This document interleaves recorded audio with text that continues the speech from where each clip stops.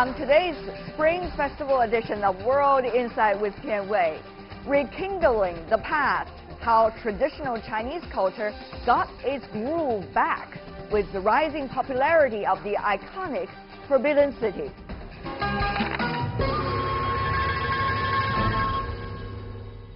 Hello and welcome to World Insight with me, Tian Wei, on CGTN. Today we'll bring you the Spring Festival special, The Past Rekindled. We wish you a very happy Chinese New Year. All through China's 5,000-year history, the country has developed a long-standing cultural tradition unique among world civilizations. In this age and time, Chinese traditional culture has gone through an incredible renaissance. While new technology spurred some of its resurgence, in large part reflects the changing mindsets of the consumers here in China. They're inspired to rediscover and treasure the Chinese culture.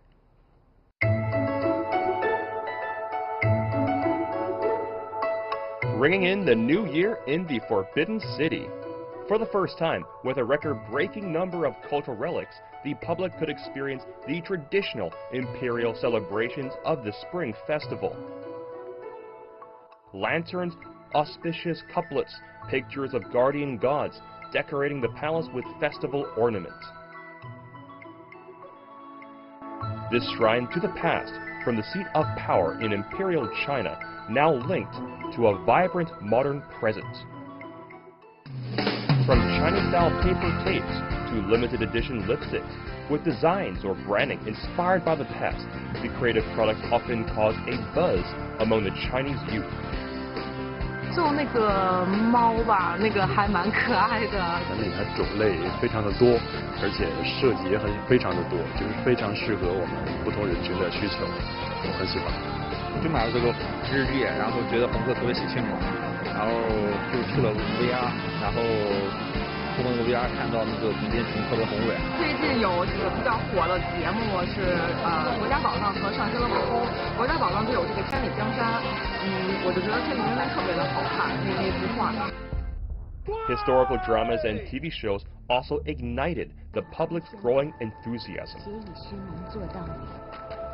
From stories based on Chinese history to the exploration of unknown palaces, and from treasure mysteries to relic restorers, emotional letters to classic poems, China's historical culture and tradition have become a hit. In this digital age, traditional culture also embraces new technology. Virtual museums create an opportunity for visitors to touch the art behind the scenes. Audiences get immersed, virtually living in history through VR. A chance for us in the modern world to experience history in a whole new way.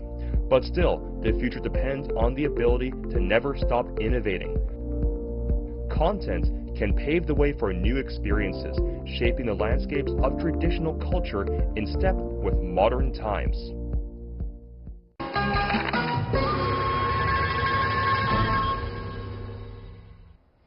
All right, for more on this, in our Beijing studio, we have a very strong panel. Professor Teng Jimeng, a freelance movie critic and cultural commentator. Beatrice Leanza, the co-founder of the Global School and head of overseas program for Beijing Design Week. Last but certainly not least, Andrew James, the co-founder of CulturalKey. That's a school helping non-Chinese to learn about Chinese culture. Exactly. Good to see all the three of you. Let's start with you, Beatrice. As a curator yourself, how do you see Forbidden City's drive in order to let more people know about the Chinese culture, the way they did it, such as here? Well, it's quite sensational what they've managed to achieve. Definitely startled me too. I hadn't been in Forbidden City in a long time, and I went back actually quite recently, and I was quite impressed actually by the overall revival, of the tools that they're using to get people in, from the new cosmetics down to actually, all the sort of digital new applications, and platforms that they have. Right. They're a great entry point, like for people to dig farther. Right. I didn't use the lipstick they recommend to match today's program, but I hope the words that we are expressing here could really match the spirit. What about for you, Andrew? I think anything that increases accessibility is a good thing. Whichever path you want to take, whatever you're doing to help people get closer to your culture, whatever that is, right. I think that's definitely a good thing for everyone. But is there anything that they did in a way could impress you as someone who's trying to promote Chinese culture? Is there something they do can inspire you? The use of technology. Obviously, you know, that's what we're told is the future. You know, moving towards digitalization of media and knowledge and culture and history. So their use of that and using that to move things forward and say, you know, this is who we are, this is what we've done, this is where we're going, I think that's great. What about for you, Professor Teng? When was your last time in the Forbidden City? Well, last week. Oh, right. Yeah, I paid a visit to this very grand palace, usually known as the Hall of Harmony, and right now I'm so very, impressed by the hangouts they have right now. In addition to the technology they use, I think that what they're doing right now so good is they are hanging out all those great paintings. The paintings of Chinese god, the stove god, the door gods, and all these kind of gods that we now see out there in person almost. Right. But it's not on the computer screen, but it's the painting, the original painting on the doors. And so the availability right now is improved.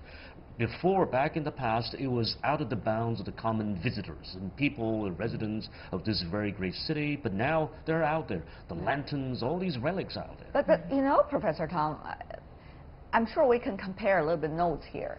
I remember when I was really, really small, we still have access to go into the halls of the Forbidden City to really have a look at where the emperors and the empresses were. The chair they sit on.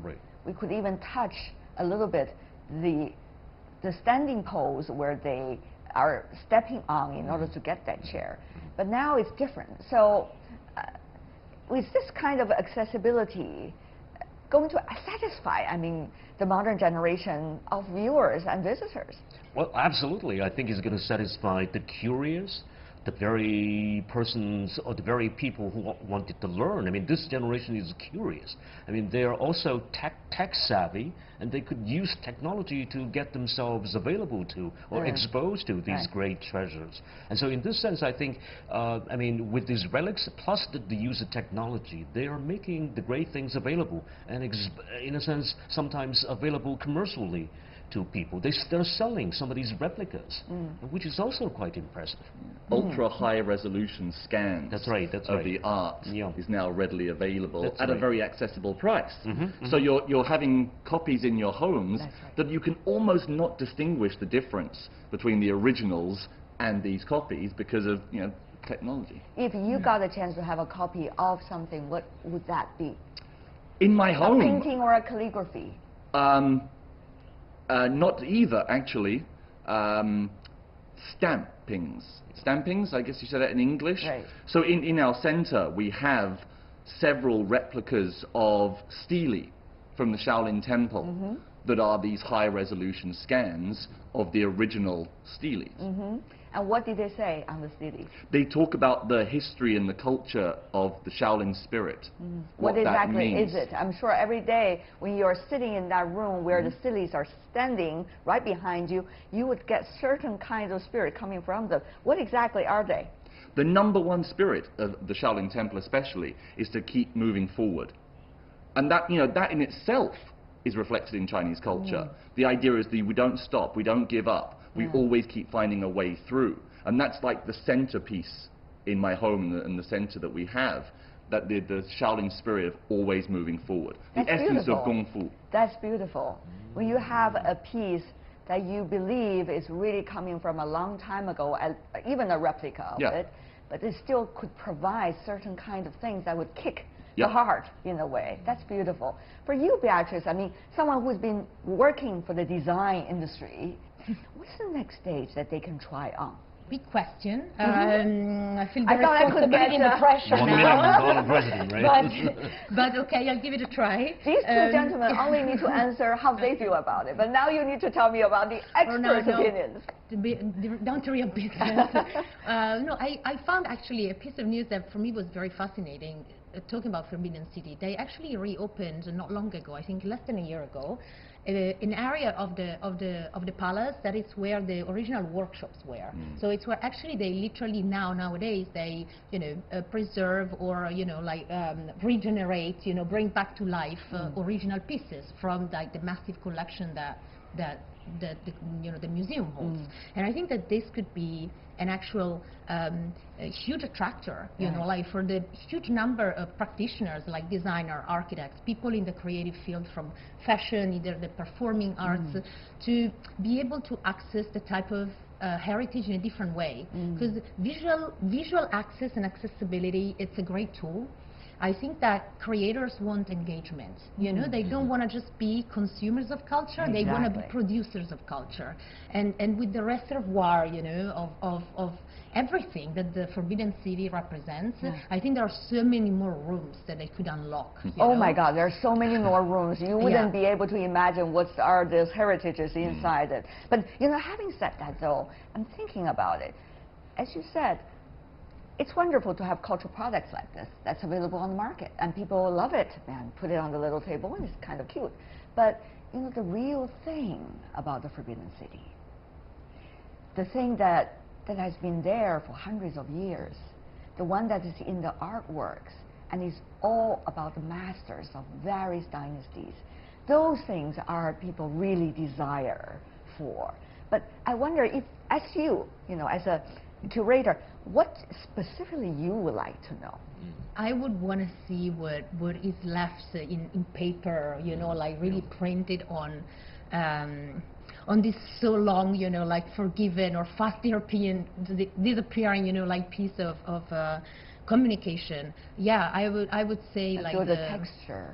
Yeah, of the paper. Print culture. It's and so the smell important. of a book that's been there for hundreds of years is just amazing. Yes, that would be. My house is filled with books, so yes, I could be in a room filled with books for a long time.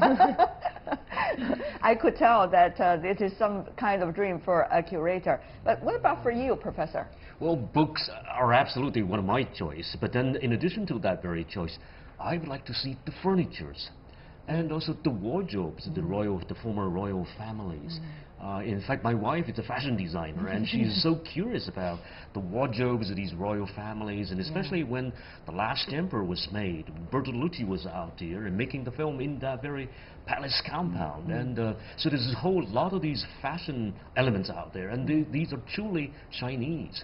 I mean, Qing, be it Qing, or be it Yuan, or be it Ming, I mean, basically they are based out there, available now, being drawn upon as a source of inspiration. I'm sure Mr. Shan Jixiang, who's the director of the Palace Museum, after listening to all your opinions, he would come up with some new inspirations for how the Forbidden City could be promoted further to the public, whether in China or beyond the country. And earlier, I did sit down with Mr. Shan Jixiang, the director of the Palace Museum. Let's listen into what he had to say about the work he's trying to do with his colleagues in the Forbidden City.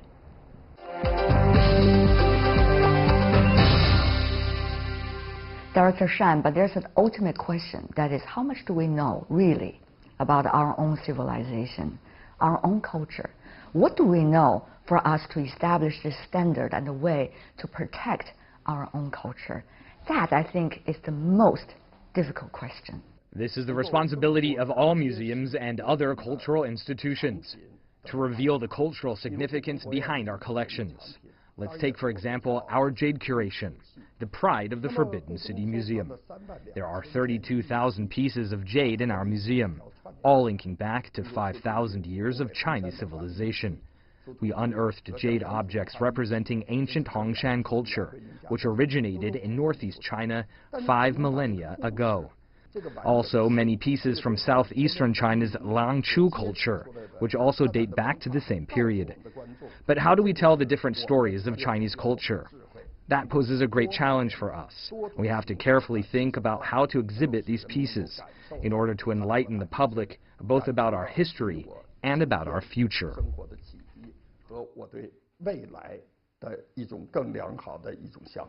Director Shan, a lot of people have been really wondering, what about the quality of contemporary Chinese culture? How does that compared to the ancient one that we used to have? How much can we really learn from the old examples to benefit us today? What is your thought? 当然，我不同意一种说法，就是今人不如古人。 I don't agree with the idea that our ancestors were any better than us. We've witnessed great developments brought by modern technology. The problem is that the world is filled with too much information. These collections are able to tell us about the spirit of craftsmanship, like carpenters or stone sculptors, who have achieved capability by devoting one's entire life to it. We can inherit this spirit from ancient culture and make our own contribution to society. You mentioned the drainage system in the Forbidden City. It was designed and constructed during the Ming Dynasty, and no doubt it has lasted long and served us well. But without careful maintenance over the past 500 years, it would have been destroyed. It's thanks to generations of effort, especially since the establishment of the museum 90 years ago, that the drainage system was well maintained and protected. The system we see today is an integration of the wisdom of our ancestors and contributions of modern society.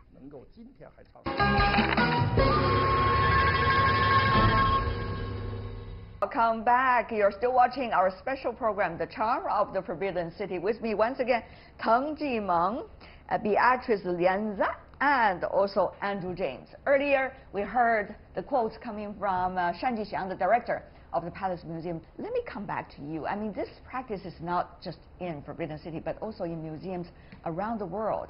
And I think, Beatrice, for example, at the Design Week you have every year in China, also something about building bridges is what you're trying to do, isn't it?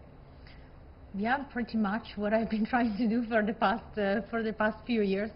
Well, the example you make of Beijing Design Week was yeah, literally that. It was trying to work with design and in Beijing with what design in Beijing and China can offer, but really trying to make local practitioners speak of the same issues that are spoken about globally, so same urgent issues, you know, like in dialogue. So that was the principle of trying to, you know, work not, let's say, for the more commercial or, you know, business-driven aspect of it, but really working more on the cultural aspect of what design does. And I think that is a part, let's say, a success story of what we did over the years, you know, with Beijing Design Week, and it was a great public event. Right. So one could tell Beatrice is very much into the academic discussion about design. Andrew, for you, is the same? No, I'm actually the complete opposite. The Brexit. Did we invite the right people? Oh, okay. Same as Brexit. I'm more about the spirit of culture rather than the academic side of culture. What about the spirits of culture you're trying to say here? The idea that culture is not in objects, it's not in words, but more in feeling. So what we try and do, and what I try and do as a teacher, is to give people access to the spirit, not through physical objects, but through experiences. Because to really understand something, whether it's language or philosophy or history or culture, you have to experience it. Then you can take it into yourself. Like what kind of experience? Describe to us. Like, for example, one of your favorites. Like Tai Chi, for example. I'm a Tai Chi teacher. And people will say to me, so our course is like, you know, 1 week or 2 weeks, and people say, oh, but you can't really master something in such a short time. And we say, well, no, mastery of something takes a lifetime. I can show you like the first 8 moves of Tai Chi, and in that you get to experience it, but it's what you do after that in your own time and through your own experience will teach you, will help you master the culture. What are the first 8 moves of Tai Chi? Describe to us. Describe them. You have to practice them, right? You have to move. Yes, you move your hands. You got 1 move and 2 move and 3 move and 4 move and 5 moves. What about them? Why are they crucial? Crucial? In terms of understanding of Tai Chi. Again, why would the first 8 moves of Tai Chi would open the door for us about Tai Chi? Because the 8 basic movements of Tai Chi contain the core understanding what of exactly is it then? So like the external door, the internal door, the upper door, the lower door, the inside of the body, the outside of the body, all of these are reflected through the 8 essential moves. So to understand, it's with anything though. The more inside you get something, the more simple it becomes. So, you know, you have how many different versions of Yang style Tai Chi? You know, you have the 108, and the then Chen the 88. style. We've been talking to the Chen masters of the 13th generation also in our last program. So exactly what you said. So you have to do it. Yes. Be part of it. You have to be part of it. You have to have hands-on. Have a door opener for you. Yes. And that will be something. Love that. Professor Teng, for you, I mean, you are gifted in the way you are Chinese. I mean, you grow up in all of these cultures. You do not have to struggle like Andrew or Beatrice did in order to find the key. The key are in your hand. I would do the both. I mean, I would do the both. I would value the spirit which comes out of this very process of lifelong learning, the hands-on practice. For example, cooking Chinese food. I need the object. I mean, like you, I need the object. I need a direct exposure to Tao so that I can make it into a wrapping and wrap it into and make it into a dumpling, a jiaozi, and also with the filling. And so I need the object. I need this very hands-on thing, but I need the practice so that I can be more, in a sense, experienced. Because there are different shape of jiaozi in China and different fillings of jiaozi here in China. And so I would do the move. I would imitate my mom and my wife at one point, and then I would continue to do it on myself, like the 8 to 10 moves basically, and then you're in the kitchen. And well, then I the have to say, making jiaozi is a little bit different from doing Tai Chi, okay? but oh, okay. Well, there are different opinions. You better invite this gentleman to your house for a dumpling banquet. Oh yeah, absolutely. Right, and then the point is that you are in this culture. Right. And you're part of this culture. Yes. Will you be able to, as they say, when you are in the mountain, really see what this mountain looks like? No, well, absolutely not. I mean, as the Chinese saying goes, when you're in the mountain, you don't see what's around. It takes an outsider to look from afar to see clearly what's inside this very in this very mountain or this very hill out there. And it takes a Taoist monk, perhaps. And so the Chinese culture would emphasize this very exile into the very nature, and then the harmony of this very human being, this very human person, with that very nature that he's going to be embedded himself in. Well, but one thing is very interesting, that it is always a continuing process of discovering. And the process is not just about us who originally, quote-unquote, belongs to this culture, but also through so-called a third eye. In this sense, I guess Beatrice and also Andrew could help us in a way to look at what they consider as important as part of that culture, and we can rediscover in a way as a result. So Andrew, I want to come back to you. I love the earlier analogies you made. Is there any case studies of your Chinese friends, when listening to your explanation, realize, there's something about their own culture that they haven't necessarily yet digging into? That is what I hear more than anything else. There you go.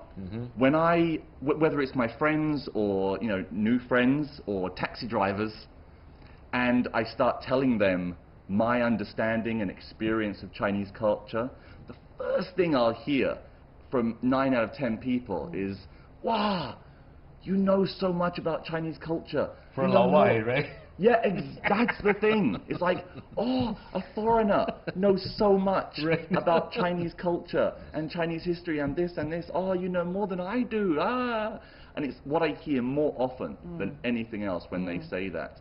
And do you take it as a compliment? Do you take it as appreciation? You shouldn't. You know, this is the thing. When I started hearing this 10 years ago, and I would always find it insulting to say that. But now I see it more as genuine surprise and appreciation that a foreigner takes such interest and love and care of Chinese culture. I think it's interesting to see. It's very interesting, the example you just raised. But I always wondered, whether the commercialization or the door opener like this will be able to lead us to a deeper layer of thinking eventually, Beatrice, since you are already there for us. Me there. Well, I am biased in a way, you know, because it's not a wrong path or a judgment in that sense. But let's say that I choose professionally to lean on another side. So yeah, I think the danger is there, but I also think that culturally it's, you know, culture has multiple layers, and you can engage in many different ways. Exactly. So it depends on which side you want to lean on. Right. If you think about, you know, your area, contemporary art, for example, Xu Bing, which is one of the most well-known Chinese contemporary artists, the exhibition of his earlier in 2018 was a great success. You see the crowds that's being drawn into the museum to see his exhibition. It's amazing. People just want to try to practice the Chinese characters written in the Xu Bing way. And that is also serving as an opener of culture for many when it comes to Chinese contemporary art. So the thing is, whether people will be able to do it both in the most sophisticated way, so-called academic, and also the so-called most simple way. But actually, the latter is not the easy one. It's probably even more difficult. But I also think that this is exactly the place of cultural institutions That's and museums, exactly. you know, to navigate these layers. So, you know, opening the door, holding your hand for a little bit, and then taking you instead, you know, through the actual, let's say, hardcore experience of what it is. And to speak of Xu Bing exhibition, I mean, I think that that was very successful because it actually went through his entire oeuvre that showed him 1980s, you know, like printmaker, you know, like an illustrator, you know, down to how he completely revolutionized, you know, like the journey. That was great, you know, like that was everything, that was something for everyone, right? For the art critic and historian down to, yes, the kid or maybe the young designer, you know, like that wants to dig into new ways of understanding calligraphy. So you see that different circles are trying their best in order to reach a bigger audience. That's the beautiful part of it. Not only the Forbidden City or Xu Bing, but also, you know, the Mogao Grotto. If you go to the Mogao Grotto in Gansu province, they're also trying to put it into the digital exhibition. They try to preserve what is there on the wall for hundreds and even 1,000 years digitally in order to make sure the offsprings of us would still be able to have an access to it. Same with martial arts. Exactly. There's a movement in Hong Kong to digitalize as many different styles of martial art as possible using motion capture. So it's another way that we're trying to hold on to these things. In movies too, Professor Teng, I mean, if you think about how the old Chinese movies are being recycled, quote unquote, and being repaired now, and so that they could be shown to the public. The real essence of a Chinese movie in the 1920s, 1930s was amazing these days when you look at them.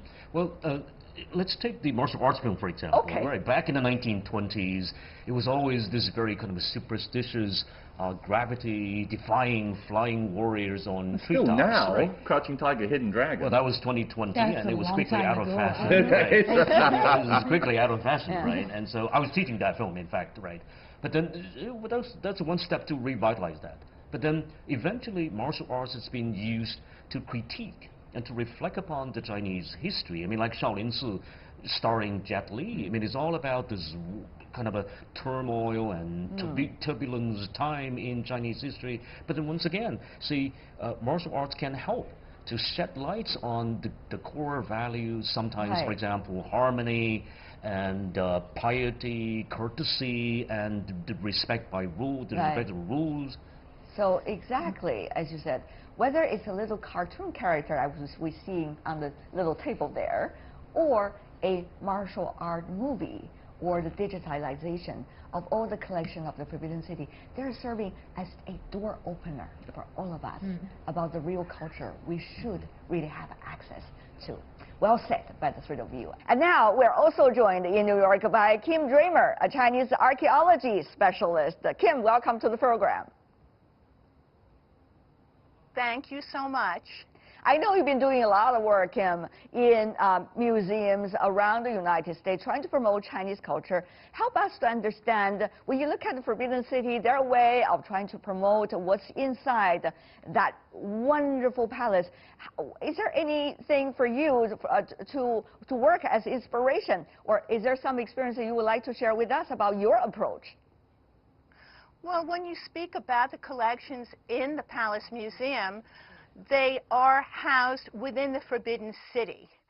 And the Forbidden City is an emotional touchstone in Chinese history. It's at the Forbidden City where many very important events in Chinese history unfold. So it's always important to make those connections when you are dealing with the collection. When you are doing your work inside New York or beyond, how are you trying to help us, many others around the world, understand the Chinese culture? I mean, after all, it is so much in abundance, and everything has their own spirit in a way. So how would you be able to do your work in that sense? Well, I think that the objects are beautiful intrinsically. Nobody can beat the Chinese for craftsmanship, certainly. And I think we see this in the restoration, the wonderful restoration of objects in the collection. But I think as a curator, one's obligation is to educate, and that is best done by contextualizing objects, by placing them with other important objects that amplify their importance, and by providing a text for non-Chinese speaking audiences. It's very important for the curator to bear the uninitiated in mind as well as the expert. One of the things about the Forbidden City collection, of course, is about the artisanship. And as you may know, Kim, in China, even on the Chinese TV, there's documentaries talking about how the artists are working their way in order to make sure all the objects are being made in such a delicate and sophisticated way. So what about that? Is that going to be one of the most important elements when you're looking at it from afar? We have people who are still able to maintain this high level of craftsmanship. So when different rooms in the Forbidden City have been restored, they haven't just been restored, but they've been totally renewed with authentic materials and craftsmanship that are really only available in China. Nobody can really match the Chinese for this, and it's all in-house, by which I mean China does not have to call in foreign experts. It has all the expertise and all the artisanship that it needs within the country itself. But Kim, as you may know, the Forbidden City is not just about the dynasties. It's also about a very different stretch of Chinese history. I mean, including the past 200 years, since the end of the last dynasty, including even the history when China was occupied, when China was in war with the others who are coming into this country. So how do you tell a story about the Forbidden City and therefore be able to tell in its sophisticated way the history of a real China? The objects within the collection are an emotional touchstone for the Chinese because the Forbidden City was the administrative center of China beginning in 1420 under the Yongle Emperor, who's a Ming Dynasty emperor. At that juncture, China is, I could argue, at its height. During the reign of the Yongle Emperor, a maritime expedition under Admiral Zhang He is sent out from China and actually reaches the coast of Africa and the Middle East. At the same time, the last emperor lives in the Palace Museum until very, very late. And it's in 1925 that in the Republic of China, the palace becomes a museum belonging to the people. And so that link between the current and the past. So I think this is very important, and I think we will see again and again the connections made between China's rise as a superpower and its past role as a superpower, but with a Chinese stamp. I think we can argue that the objects we see in the collection of the Palace Museum can be used as an expression, a sort of nugget expressing Chinese values of harmony and respect. I think it's very important. And I think we know that the Palace Museum is the most popular museum in the world, not just among the Chinese, but among international travelers. But certainly for the Chinese themselves, this collection is an emotional touchstone because of its connection with Chinese history. Kim Dreamer, a Chinese archaeology specialist, coming to us from New York. Thank you so much, Kim. Happy New Year to you. Thank you so much. Thank you. Really appreciate it. 新年快乐。谢谢你。新年快乐。Sure, thanks.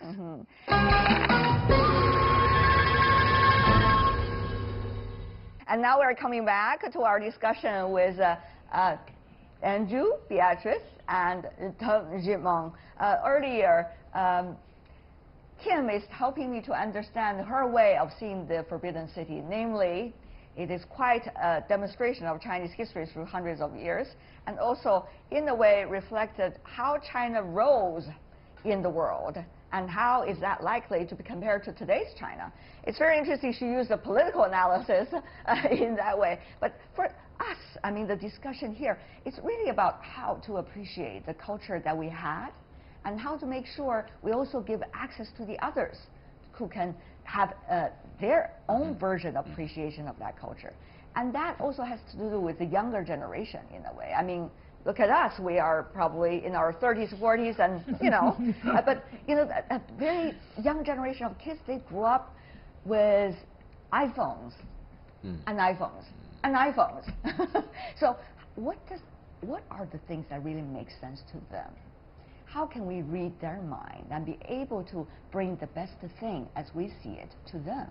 Also is a thing that I guess we have to think about. Andrew? Never thought about it? Nope. You think it would transcend generations? I think it should. I mean, again, whether we're looking at young Chinese or foreigners, again, the way that I see it, it comes back to accessibility. We have to give value to the culture. We have to show how it applies to the people themselves. So it's value and accessibility. If you give people those two things, they will want to come back to the culture. Well said, Professor Teng. Well, I would add affordability, because some people had to try all the way and travel all the way from across China to see this very place in their own eyes. But now with the technology, they can see all the artifacts on their iPhones. So iPhone is great. iPhone is going to reveal this very feng shui, this very central access, this very great architecture to them all. And so I would applaud that with the addition of this very technology, great artifacts, great art culture, and great values being exposed to this very young generation. Last but not least, Beatrice. Well, I will diplomatically disagree, in a sense that I agree accessibility and affordability are key. That can be achieved with that, fantastic. I think engagement with culture is something else. And it needs to, I think the real challenge is actually how do we perhaps show something or show this younger generation something that they wouldn't expect. How? So how do we create how? a different level of engagement? So how? That is not a phone. So how? Well, if I were me, and if we want to go back to the subject of tonight, let's say the Forbidden City, such a huge and very present institution in the city, I will bring them back offline. You know, like there's so much that could be made happen in this grand workshops, you know, that is from the city. I think encounter with culture is very much a matter of its visual and material form. So I think it needs that. And I wouldn't say probably that younger generation would know, and then maybe they'd be, you know, like surprised and not to be offered an easy entry, you know, like into it. So perhaps perhaps there's something, like to think about. So. Very interesting. I love the debate already going on, and unfortunately we're running out of time. I'm sure we had a whole year to at least for us to discuss about that and beyond. For now, thank you so much for being with us, Andrew, Beatrice, and Teng Jimeng. Really appreciate it, and Happy New Year. Happy New Year. Happy New Year. Three of you, and certainly to our audience as well. And with that, we have the program for today. If you'd like to see more, try to find us World Inside CGTN into your search engine, or check out our YouTube channel. Also follow us on Twitter, Facebook, and Sina Weibo. From me, Tian Wei, and everyone on the World Inside team, thanks for watching, and have a great Chinese New Year. Bye for now. Thank you.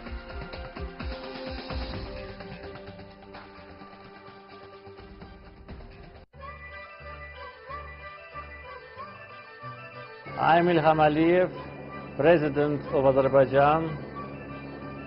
Happy Chinese New Year. Xin Nan Hao. I'm the Finnish President visiting Beijing. I want to wish you Happy New Year. Happy Year of Pig. On behalf of the people of Pakistan and the government of Pakistan, I must extend my heartfelt felicitations to the government of China and the People's Republic of China and the people of China on the Lunar Year and the Spring Festival. I'm Marian Šarec, Prime Minister of Slovenia, and I wish you a happy, prosperous Chinese New Year. All the best. Let me take this opportunity to wish a very happy New Year. Let's work together to celebrate the 70th anniversary of the founding of the People's Republic of China later in the year. I'm Hilde Schwab, the chairwoman of the Schwab Foundation for Social Entrepreneurship. Happy Chinese New Year. On behalf of the National Assembly of the Republic of Namibia, and on behalf of my colleagues, parliamentarians, and the country known as Namibia, we extend our best wishes to the Chinese state people on the occasion of marking the new year.